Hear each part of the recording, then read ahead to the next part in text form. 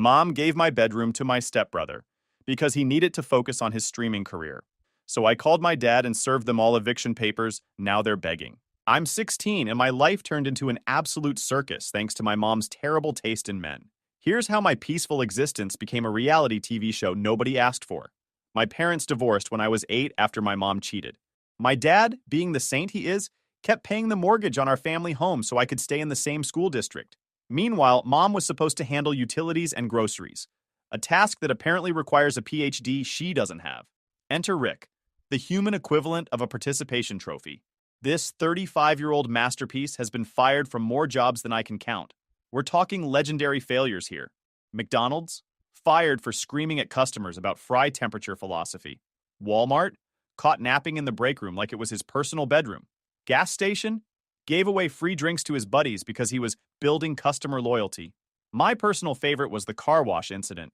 Rick refused to work in the rain because he didn't want to get wet. At a car wash. He claimed it was a safety hazard and threatened to call OSHA. They saved him the trouble by telling him to never return. At the hardware store, Rick appointed himself the unofficial customer consultant, arguing with people about their purchases. He spent 20 minutes lecturing a professional contractor about why he was buying the wrong screws. The contractor knew what he was doing. Rick did not. Rick never does. But mom fell hard for this walking disaster. Within months, she was convinced Rick was her soulmate, who just needed someone to believe in him. I tried warning her, but apparently I was just jealous of her happiness. Yeah, jealous of dating someone who gets fired from Subway for deliberately making bad sandwiches. Then Rick moved in. No discussion, no heads up. I just came home from Dad's to find Rick setting up his gaming lair in our living room like he'd conquered new territory. That's when I met Tyler, Rick's 17-year-old son, an aspiring Twitch streaming sensation. Tyler streams to an audience of maybe 8 people on his best day, spending 12 to 15 hours screaming at video games while convinced he's the next gaming prodigy. I watched his stream once out of morbid curiosity. It was like witnessing a slow-motion train wreck.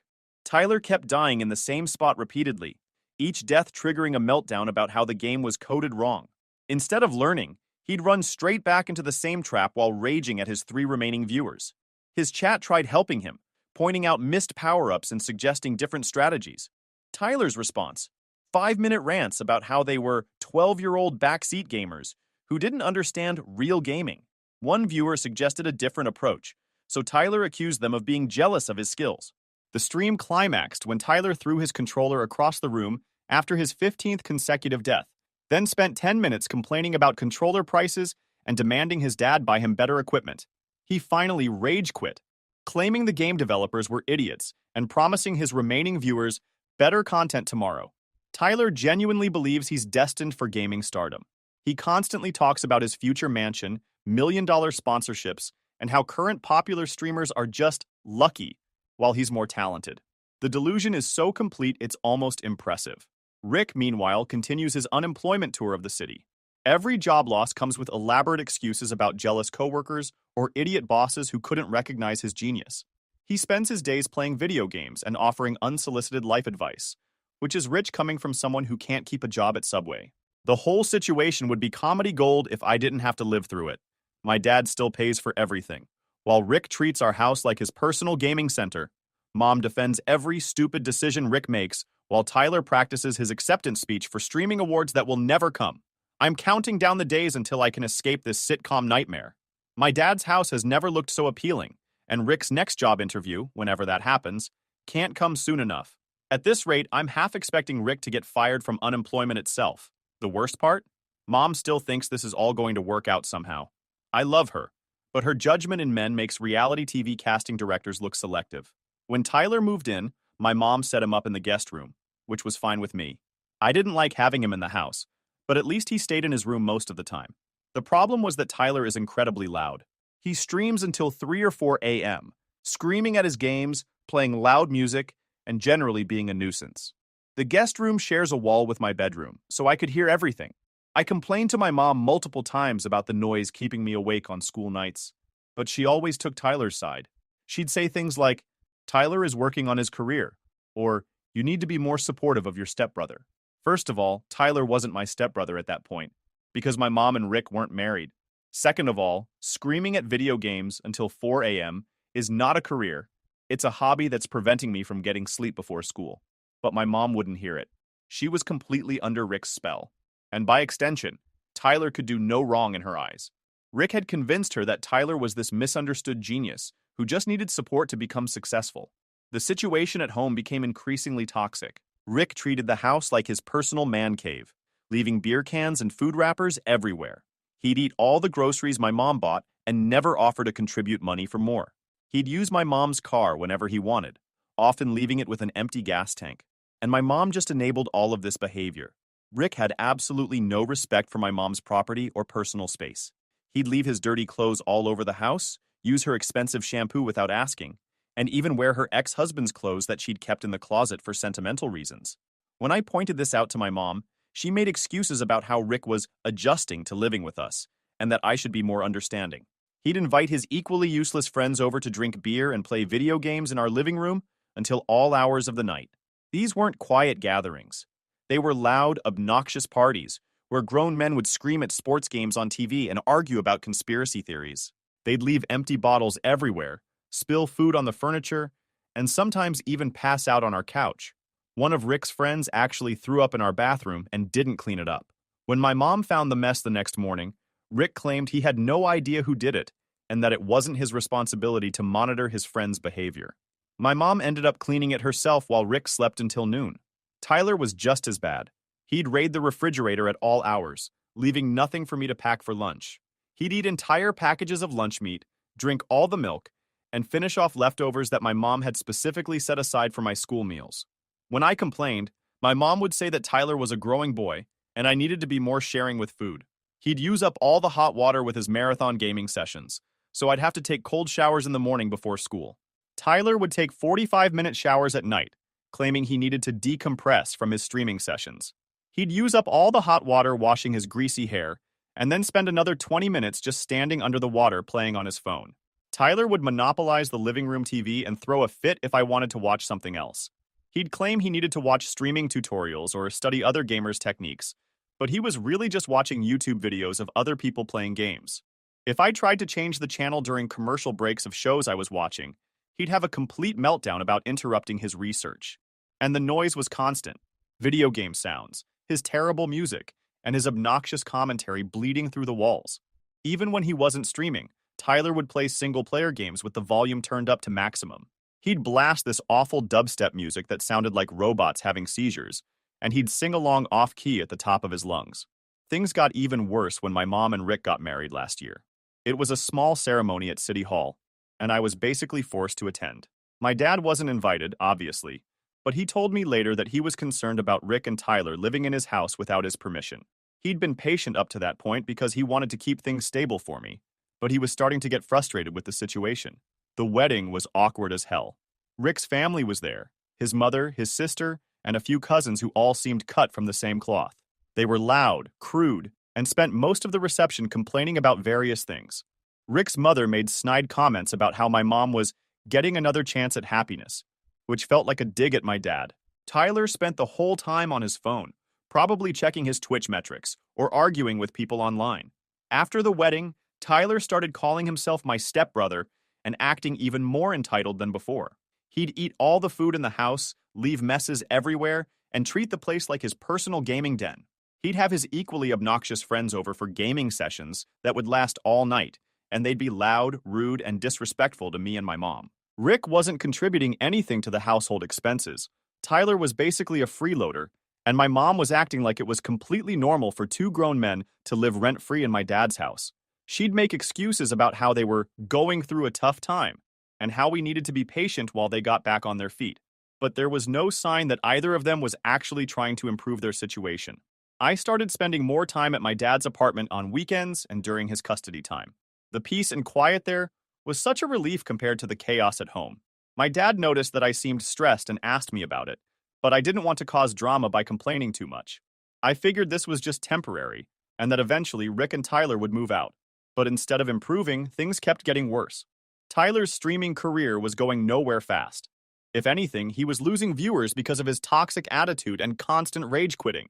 But he refused to accept that maybe he wasn't cut out for this, and Rick kept encouraging his delusions. They'd sit around talking about Tyler's potential, and how he just needed better equipment to make it big. The final straw came about 3 months ago. I was getting ready for school on a Monday morning when my mom called me into the living room. She was sitting there with Rick and Tyler, and they all had these serious expressions on their faces, like they were about to deliver some important news. I could tell something was up because Tyler had this smug look that he gets when he thinks he's won something. My mom started talking about how Tyler's streaming career was really taking off and how he needed better equipment and more space to be successful. I was confused because Tyler's streaming wasn't taking off at all. If anything, he was losing the few viewers he had because of his terrible attitude and constant rage quitting. Just the night before, I had heard him screaming at his computer about how his viewers were idiots who don't understand real gaming. Then my mom dropped the bomb. She told me that Tyler needed a bigger room for his streaming setup and that they had decided to give him my bedroom. My bedroom. The room I'd had since we moved into this house 8 years ago. The room where I kept all my stuff, did my homework, and had sleepovers with my friends. The room that was supposed to be my safe space in what had become an increasingly chaotic house. I was absolutely stunned. I couldn't process what she was saying at first. I asked where I was supposed to sleep, and my mom said I could move into the guest room, which was smaller and didn't have its own bathroom. She said it was only temporary, just until Tyler got established as a streamer and could afford his own place. But we all knew that Tyler making enough money from streaming to move out was about as likely as him growing wings and flying to Mars. I immediately said no. There was no way I was giving up my bedroom to Tyler so he could stream his terrible gameplay to 8 people on Twitch. My mom's face got red, and she started talking about how I was being selfish and not thinking about family. She said that Tyler had real potential and that we all needed to make sacrifices to help him succeed. Rick chimed in, saying that Tyler had real potential and that I should be supportive of his dreams. He started going on about how I was just a kid who didn't understand what it meant to pursue a career, and how Tyler was working hard to build something for his future. It was rich coming from a guy who'd been fired from more jobs than most people apply for in their entire lives. Tyler sat there with this smug look on his face, like he'd already won. He said something about how he needed the bigger room because he was going to be setting up multiple monitors, professional lighting equipment, and a better sound system. He talked about how his current setup was holding back his potential and how the bigger room would help him attract more viewers. I pointed out that Tyler didn't have any money for professional equipment since he didn't have a job and made maybe $20 a month from his streams. That made Rick angry, and he started yelling about how I was disrespectful and needed to learn my place in the family. He said that Tyler was working toward a real career while I was just playing around as a kid, and that I should be grateful they were letting me stay in the house at all. That comment made my blood boil. This was my home, not theirs. I'd been living here for 8 years while Rick and Tyler had been here for less than 2. But somehow I was the one who should be grateful?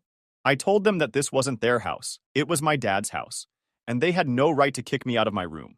My mom got even angrier and said that she was my parent, and I had to do what she said. She threatened to ground me if I didn't cooperate, which was laughable considering she'd basically lost all authority in the house to Rick. She started going on about how we were a family now, and how families make sacrifices for each other, conveniently ignoring the fact that Rick and Tyler had never sacrificed anything for me. I tried to reason with them. I explained that I needed my room for schoolwork, that I had friends coming over, that it wasn't fair to uproot me for Tyler's hobby. I pointed out that I was a junior in high school and needed stability to focus on my grades and college applications. But they wouldn't listen. My mom had made up her mind, and Rick was backing her up completely. Tyler finally spoke up and said that his streaming was more important than my kid stuff, and that I should be grateful they were letting me stay in the house at all. He said that once he became famous, he'd remember who supported him and who didn't, implying that I was somehow sabotaging his future success by not giving up my bedroom. The entitlement was unbelievable.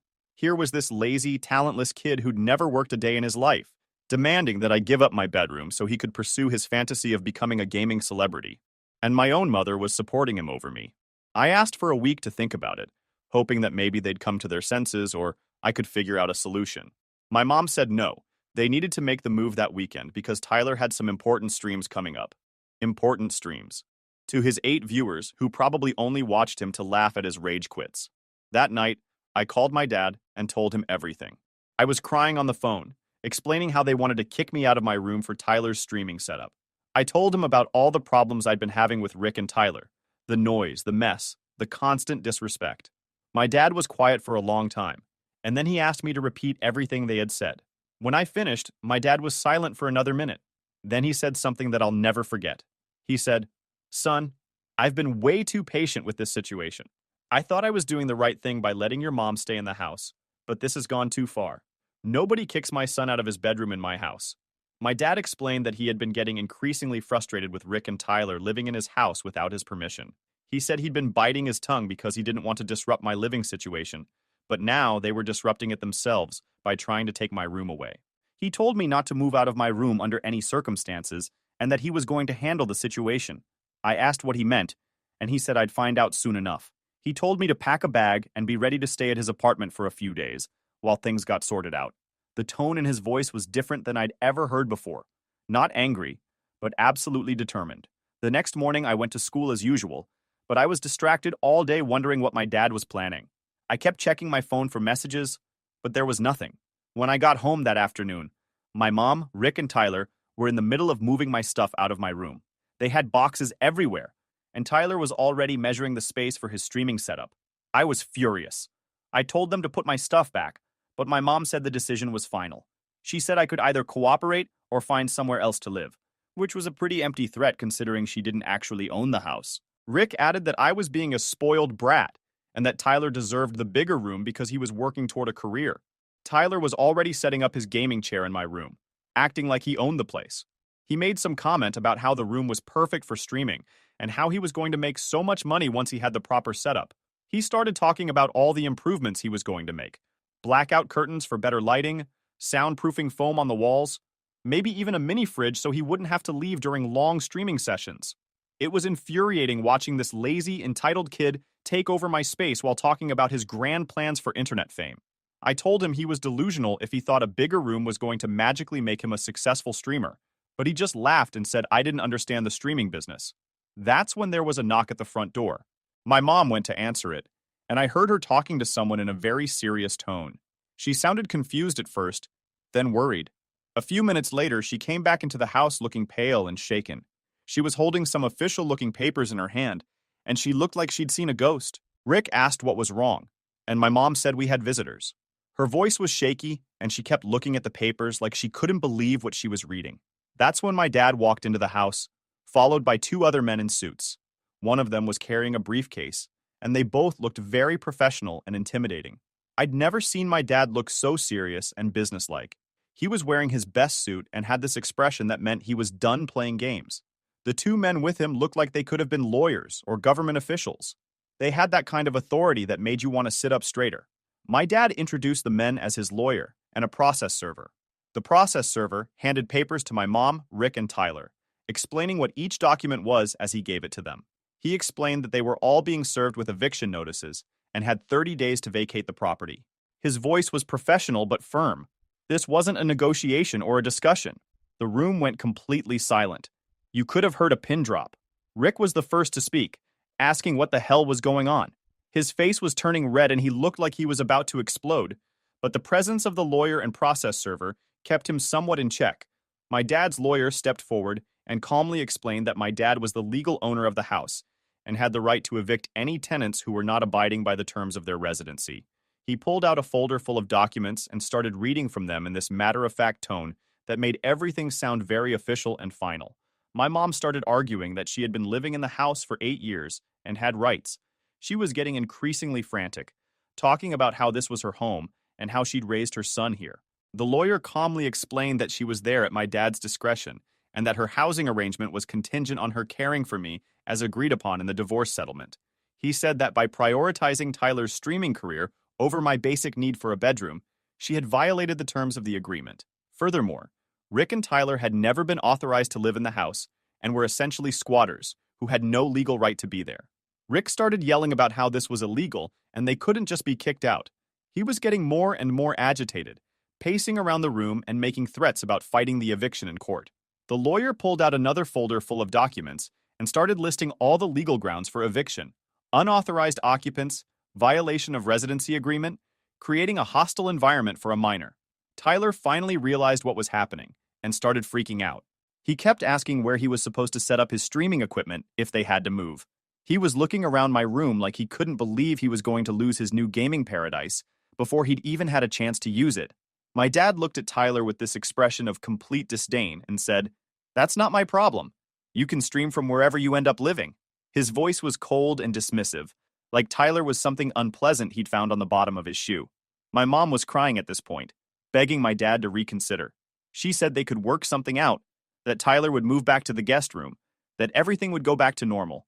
She was pleading and desperate, promising that things would change if he just gave them another chance. But my dad shook his head. He said he'd been patient for too long, and that this situation had shown him that my mom was more concerned with keeping Rick and Tyler happy than with my well-being. He said the eviction would proceed as planned and there was nothing to negotiate. Rick was getting increasingly agitated and started making threats about fighting the eviction and making my dad's life difficult. The lawyer calmly informed him that the eviction was completely legal and that fighting it would only result in additional legal fees and possible criminal charges for harassment. He also mentioned that any damage to the property or attempts to interfere with the eviction would result in additional legal action. My dad then turned to me and asked if I wanted to pack a bag and come stay with him while they figured things out. I was more than ready to get out of there, so I quickly grabbed some clothes and school supplies from my room, which Tyler had already started rearranging. It felt good to take my stuff back from the boxes they'd packed without my permission. As we were leaving, my mom was pleading with my dad, saying that they could fix everything if he just gave them another chance. She was crying and desperate, talking about how they were a family now and how Rick and Tyler had nowhere else to go. Rick was pacing around the living room, muttering about lawyers and tenant rights and how he was going to fight this. Tyler was standing in my former bedroom looking completely lost and defeated. All his grand plans for his streaming empire had just crumbled in the space of 10 minutes. He kept looking at the gaming equipment he'd started to set up, like he couldn't believe it wasn't going to happen. My dad told them that they had 30 days to find a new place to live, and that any property damage or attempts to interfere with the eviction would result in additional legal action. He handed my mom a business card for his lawyer and said all future communication should go through legal counsel. Then he turned and walked out, with me right behind him. As we were walking to his car, I could hear shouting from inside the house. Rick was yelling at my mom, Tyler was complaining about his ruined streaming setup, and my mom was crying. It was chaos, but for the first time in months, I felt like someone was actually standing up for me. My dad didn't say much on the drive to his apartment, but I could tell he was still angry. Finally, he said, "I should have done this a long time ago. I was trying to be generous for your sake, but I see now that generosity was being taken advantage of." He said he'd been consulting with lawyers for weeks about the situation, waiting to see if things would improve on their own.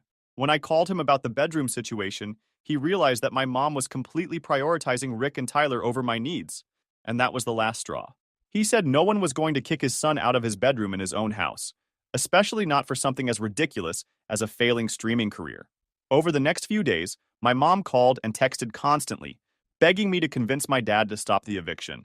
She said they were having trouble finding a place that would accept all three of them, especially since Rick's employment history was so spotty and they had no savings for deposits or first month's rent. The desperation in my mom's messages was both satisfying and pathetic. She'd send me these long, rambling texts about how sorry she was and how she'd made a terrible mistake. She claimed she hadn't realized how much she was hurting me by prioritizing Rick and Tyler's needs over mine. But I knew this was just panic, because she was facing homelessness, not genuine remorse. She tried every manipulation tactic in the book.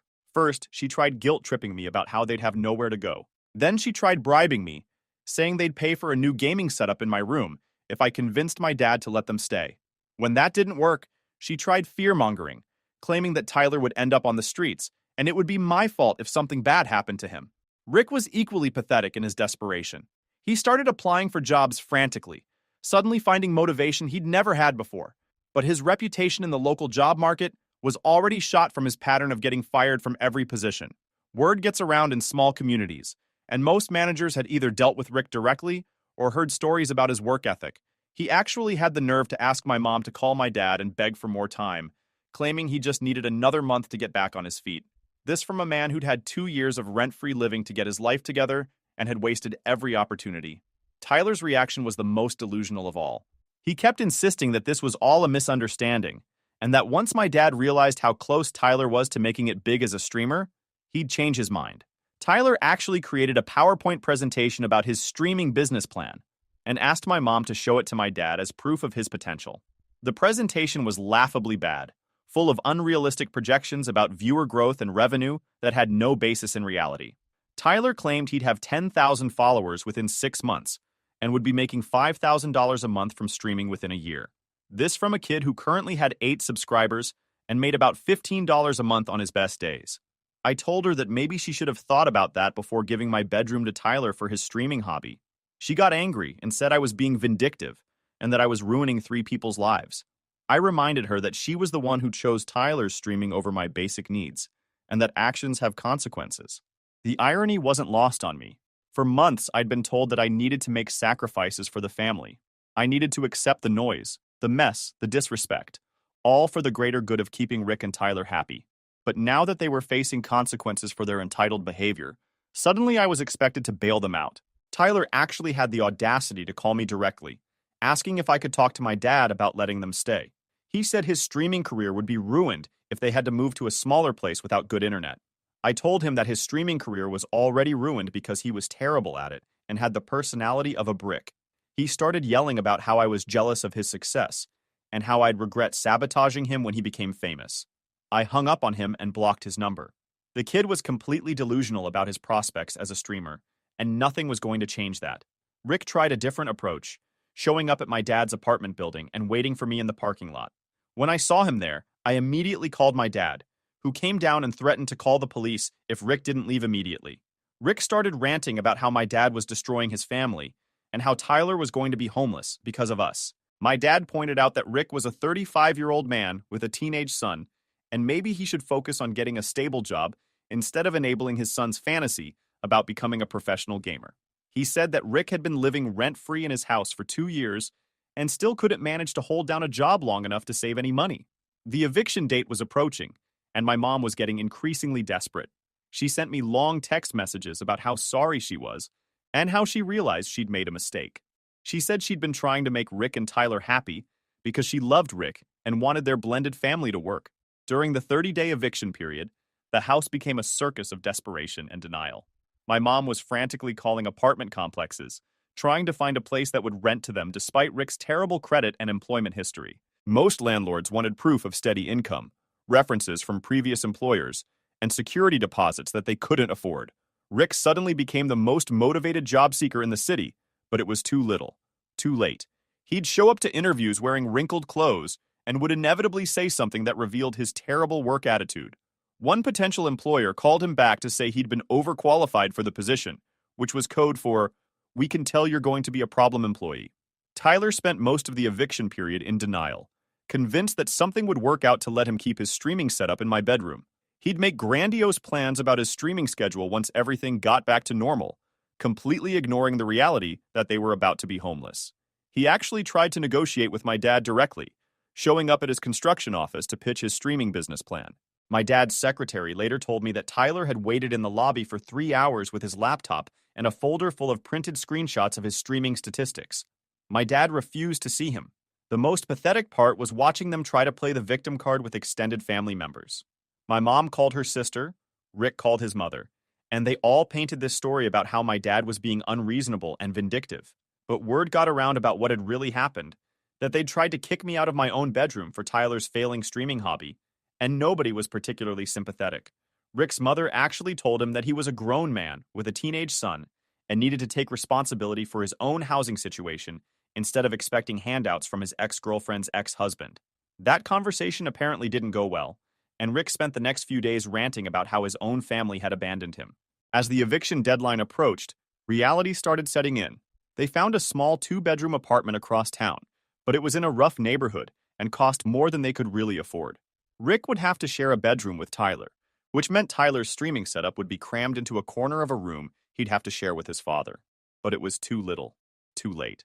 The eviction papers had been served, the legal process was in motion, and my dad was done being patient.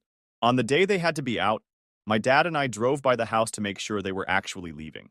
There was a moving truck in the driveway, and we could see Rick and Tyler loading boxes and furniture. The scene was exactly what you'd expect from 3 people who'd never learned to plan ahead or take responsibility for their actions. They'd waited until the last minute to pack, so everything was thrown into boxes haphazardly. Tyler's precious gaming equipment was being loaded into the truck with no protective padding, and I could see him arguing with Rick about how to properly handle his monitors.